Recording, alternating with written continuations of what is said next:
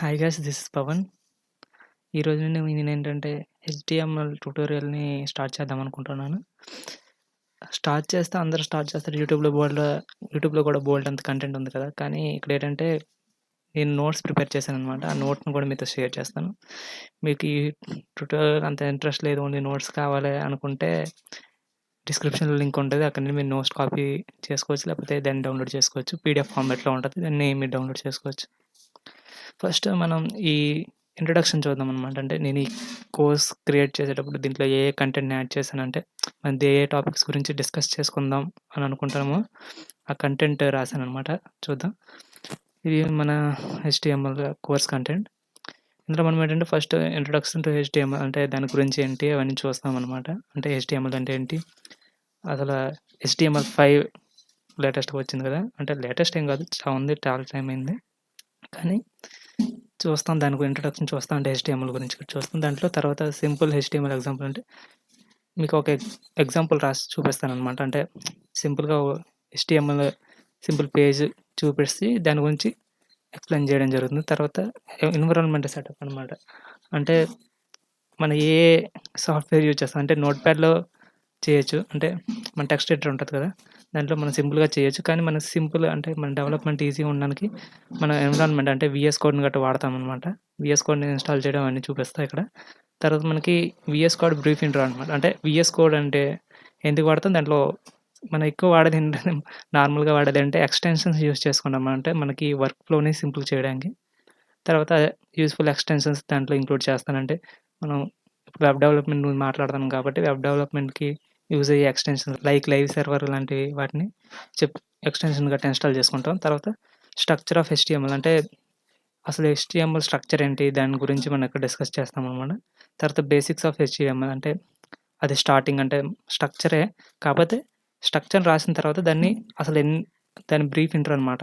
అదే ఎందుకిలా రాస్తారు అవన్నీ ఎగ్జాంపుల్ చేస్తాననమాట. తర్వాత సమ్ షార్ట్ కట్స్ అనమాట. అంటే వీఎస్ కోడ్ వాడుతున్నాం కదా! వీఎస్ కోడ్ వాడేదే కొంచెం వర్క్ ఫ్లోని సింపుల్ చేయడానికి. దాంట్లో ఉండే షార్ట్ కట్స్ వీఎస్ కోడ్‌లో ఉండేవి. తర్వాత హెచ్‌టీఎంఎల్ కామెంట్స్. కామెంట్స్ అంటే ఏం లేదండి. సింపుల్‌గా మనకు అర్థమయ్యేటట్లు, మిషన్‌కి అర్థం అవ్వకుండా ఉండేటట్లు. తర్వాత HTML elements, HTML attributes. Attributes అనేవి ఎలిమెంట్స్‌కి ఉంటాయండి. అంటే ఒక ఎలిమెంట్‌కి మనం యాట్రిబ్యూట్స్ ఇస్తామనమాట. అంటే ట్యాగ్ ఉంది. ట్యాగ్ ఎలిమెంట్ ఉంది. ట్యాగ్ ఎలిమెంట్‌కి అంటే ట్యాగ్ ఎలిమెంట్ అనుకుంటే సింపుల్‌గా అర్థం చేసుకోండి.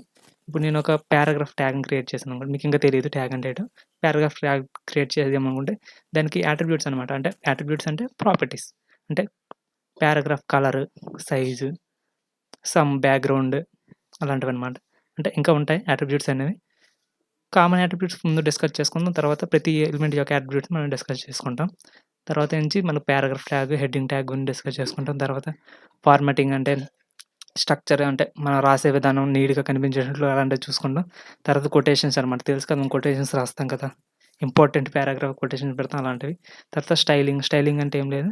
నీట్‌గా కనిపించేటట్లు చేయించుతాం. అంటే హెచ్‌టీఎంఎల్ మనం రాస్తాం కదా! మనకి అది ఎలాగుంటుందంటే మనిషికి చర్మం లేకుండా ఎలా ఉంటది? స్కెలిటన్ ఒకటి ఉంటది. అలాగే ఇక్కడ స్టైలింగ్ లేకపోతే హెచ్‌టీఎంఎల్ అనేది అలాగే ఉంటదనమాట. అంటే బేసిక్ కనిపిస్తది. స్ట్రక్చర్ మాత్రం కనిపిస్తది. దాన్ని నీట్‌గా చేయడానికి మనకి స్టైలింగ్ యూజ్ చేస్తాం. తర్వాత హెచ్‌టీఎంఎల్ కలర్స్ అనమాట. అంటే స్టైలింగ్‌లో మనకి కొంచెం అడ్వాన్స్‌డ్. అంటే కలర్స్ గురించి, వీటి గురించి ప్యాడింగ్స్, మార్జిన్స్ ఇవన్నీ వీటి గురించి తెలుసుకుంటాం. ఇంకా ఈ సీఎస్ఎస్ గురించి చెప్పను. ఓన్లీ మనం ఒక ట్యాగ్ లోపల రాసే అంటే సింపుల్‌గా రాసే ఆహ్, స్టైలింగ్‌ని మనం దీంట్లో డిస్కస్ చేస్తాం. మనకి సీఎస్ఎస్ కోర్స్ వేరేగా ఉంటుందనమాట. అది వేరేగా వస్తుంది. ఫస్ట్ హెచ్‌టీఎంఎల్ కంప్లీట్ అయిపోయిన తర్వాత. తర్వాత అంటే ఎంబెడెడ్ సీఎస్ఎస్ అంటే మనం ఇన్‌లైన్‌లో రాస్తున్నాం గదా! ఇప్పుడు అంటే ఒక ప్రతి ఎలిమెంట్‌కి కావాల్సిన స్టైల్ మనం ఇన్‌లైన్‌లో రాస్తాం. అలా కాకుండా మనం ఎంబెడెడ్ సీఎస్ఎస్ అంటే ఒక ఇది రాస్తాం. మనం సీఎస్ఎస్ ఫైల్‌ని ఎంబెడ్ చేసుకుంటే సీఎస్ఎస్ కావాల్సిన అట్ ప్రాపర్టీస్ అన్నీ ఒక దగ్గర రాసుకొని దాన్ని ఎంబెడ్ చేస్తామనమాట.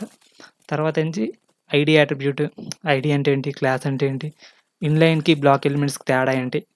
ఇన్‌లైన్ అంటే ఏం లేదు. ఒకే లైన్‌లో ఉంటాయి. బ్లాక్ అంటే ఒక ఇన్‌లైన్ ఎలిమెంట్స్ అన్ని రాస్తే మనం అవి కావాల్సినంత స్పేస్‌ని మనం తీసుకుంటామన్నమాట. బ్లాక్ ఎలిమెంట్స్ ఏంటంటే దానికి కావాల్సిన ఇప్పుడు ఒక చిన్న ఎలిమెంట్ ఉంటే ఇన్‌లైన్ ఏంటంటే ఎంత స్పేస్‌నే తీసుకుంటది. అదే బ్లాక్ ఎలిమెంట్ అయితే మొత్తం స్పేస్ మొత్తం తీసుకుంటుందన్నమాట. తర్వాత బ్రీఫ్‌కెళ్దాం. జస్ట్ ఇంట్రో కాబట్టి.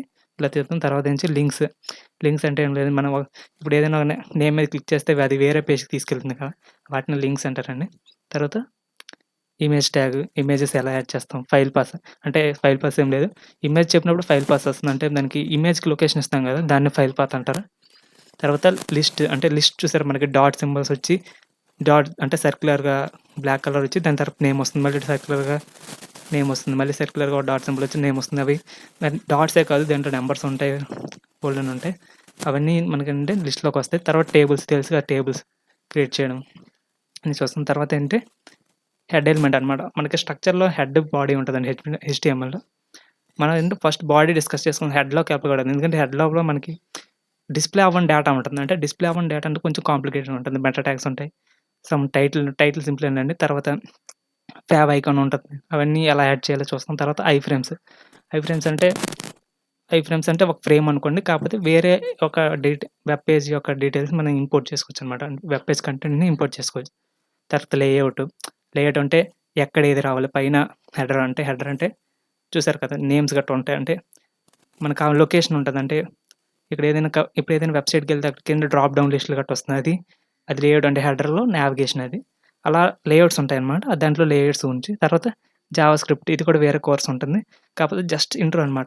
మనం ఏదైనా దాన్ని క్లిక్ చేస్తే దానికి రెస్పాండ్ అయ్యేటట్లు జావా స్క్రిప్ట్ చిన్నది ఎగ్జాంపుల్ రాస్తాం. తర్వాత సిస్టమాటిక్ ఎలిమెంట్స్ తర్వాత బెస్ట్ ప్రాక్టీస్ ఏంటి అంటే మన ఓన్లీ డివ్ ఎలిమెంట్ అని ఒకటి ఉంటదండి. దాన్ని యూజ్ చేసుకొని మనం రాసేయొచ్చు కావాలంటే. కానీ అది అంత బెస్ట్ ప్రాక్టీస్ కాదనమాట. ఇప్పుడు మీరు ఎస్‌ఈఓ గాని, సెర్చ్ ఇంజిన్ ఆప్టిమైజేషన్ గాని చేసేటప్పుడు మీరు ఓన్లీ డివ్ ట్యాగ్ యూజ్ చేసుకొని చేస్తే దానికి ఆప్టిమైజ్ అవ్వదండి. ఎందుకంటే మనకి ఆటోమేట్ చేయడానికి సమ్ సెక్షన్ ట్యాగ్స్ అవన్నీ ఉంటాయన్నమాట. అవి బెస్ట్ ప్రాక్టీస్‌లో చూస్తాం. తర్వాత క్యారెక్టర్ ఎంట్రీస్, తర్వాత హెచ్‌టీఎంఎల్ సింబల్స్ అండ్ ఎమోజిస్ తెలుసు కదా! ఈ మధ్య కాలంలో. అవి ఎలా రాస్తా అంటే ఎమోజిస్ ఎలా డిస్‌ప్లే చేస్తాం.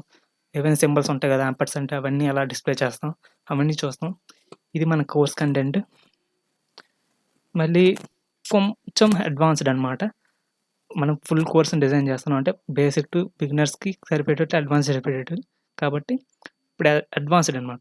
ఇప్పుడు వరకు బేసిక్ చూసాం. ఇది అడ్వాన్స్‌డ్. అంటే ఫార్మ్స్, ఇన్‌పుట్ ట్యాగ్స్, ఇన్‌పుట్ ఇస్తాం చూసారా? అవి ఇన్‌పుట్ ఫీల్డ్స్ అంటారు. వాళ్ళకి యాట్రిబ్యూట్స్ ఇవన్నీ అనమాట. లాస్ట్‌కి వీడియోస్ ఎలా యాడ్ చేయాలి, ఆడియో ఎలా యాడ్ చేయాలి అని చూస్తాం. అవి అడ్వాన్స్‌డ్‌లో వస్తాయి.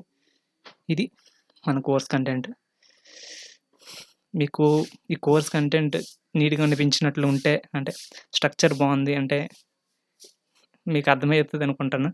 ఎందుకంటే నాకు అర్థమయ్యేటట్లు నేను కోర్స్‌ని డిజైన్ చేశాను. ఇదండి. నెక్స్ట్ వీడియో మనం ఇంట్రడక్షన్ చూద్దాం.